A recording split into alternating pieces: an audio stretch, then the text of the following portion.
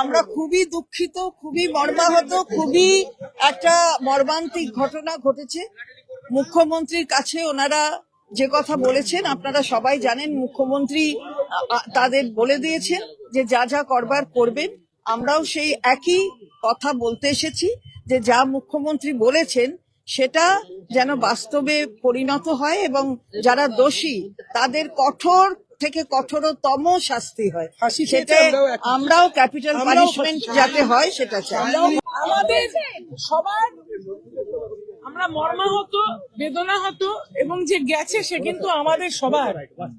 এরকম ঘটনা যাতে আর না ঘটে এবং যারা ঘটিয়েছে তাদের আমরা চরম শাস্তির দাবি করছি। মুখ্যমন্ত্রী বলেছেন উনি দেখছেন, ইতিমধ্যে অ্যারেস্ট হয়েছে।